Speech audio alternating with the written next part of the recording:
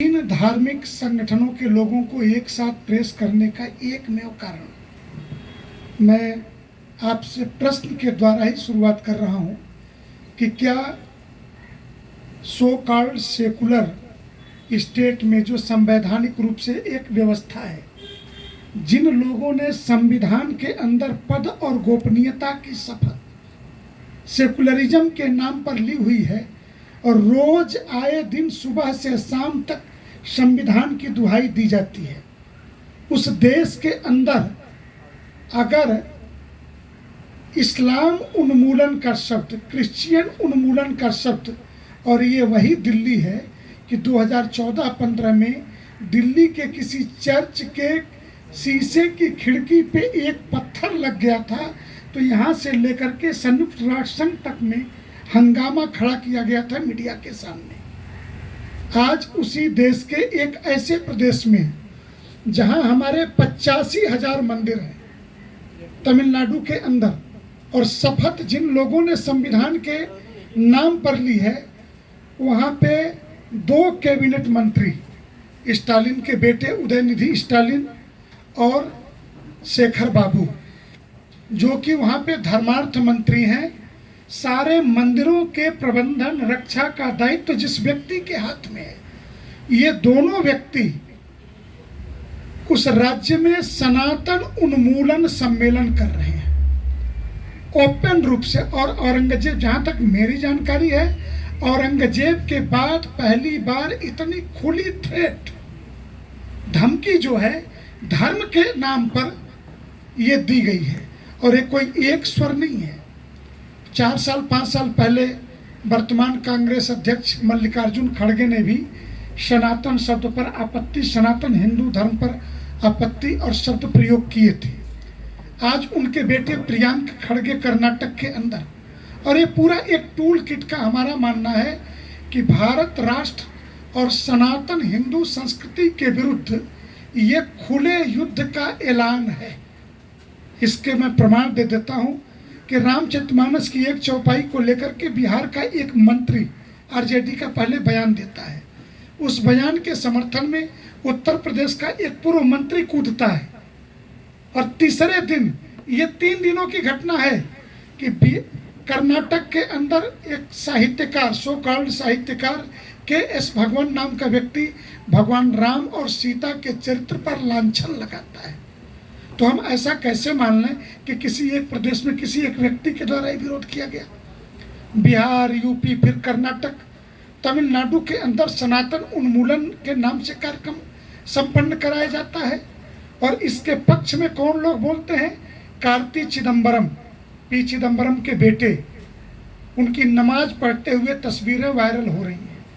आप किस संप्रदाय को फॉलो करते हो, किस धर्म को मानते हो, मुझे इस बात से कोई आपत्ति नहीं हो सकती, लेकिन जब आप सनातन को मिटाने की बात करोगे तो मरने से पहले संवैधानिक अधिकार युद्ध को स्वीकार करने का हमारे पास भी सुरक्षित है।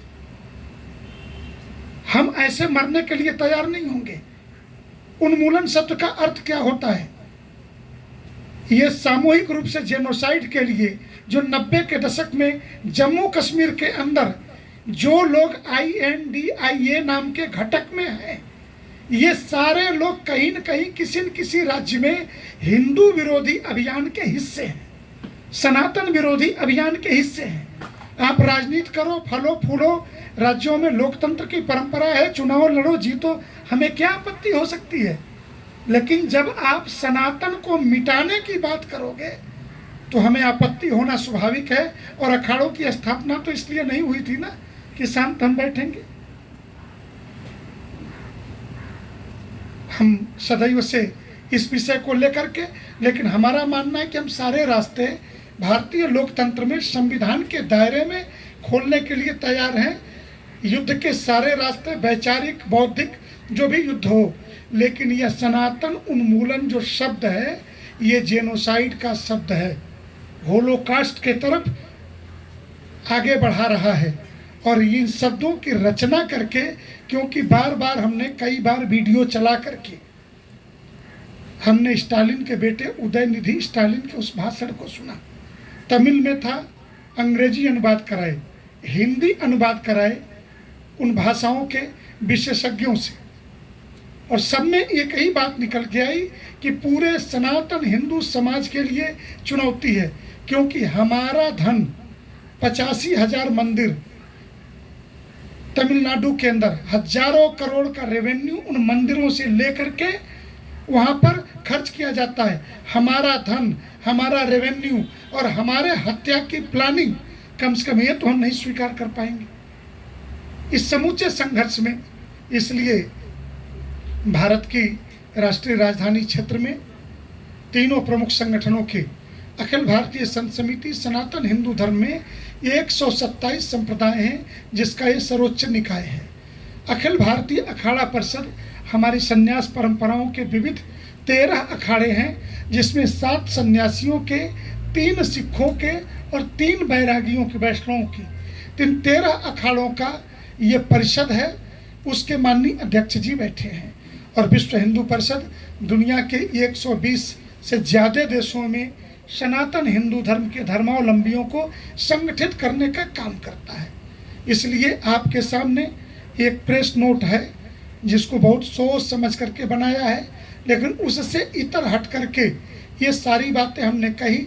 इसमें एक चीज़ ऐड कर रहा हूँ कि ठीक 2 महीने के बाद काशी में 2 नवंबर से 5 नवंबर तक भारत के 600 जिलों से, 600 जिलों में 745 में से 600 जिलों में हिंदू रहता है, सभी धर्माचार्यों को हमने काशी बुलाया है इस विषय पर विचार करने के लिए। सारे संप्रदाय, सभी प्रमुख धर्माचार्य, महामंडलेश्वर, शंकराचार्य, रामानंदाचार्य, सबको, क्योंकि हम चुप नहीं बैठ सकते। ये कोई ये घटना नहीं घट रही है।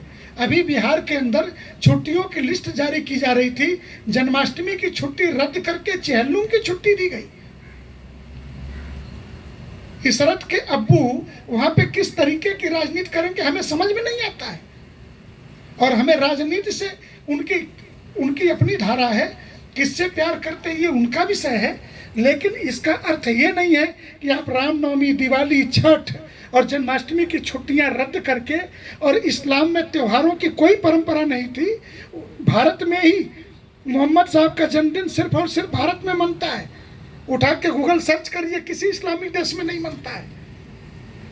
इसलिए इन परंपराओं को जन्म देना और उसके लिए छुट्टी अलॉट करना, ये एक खतरनाक राजनीतिक पहल है, और उस पहल के अंदर एक पूरी युवा पीढ़ी जो कि हिंदू नहीं है, स्वाभाविक रूप से उदयनिधि स्टालिन पादरी के सामने बैठे हुए उनकी तस्वीर आई है, ईसाई हैं।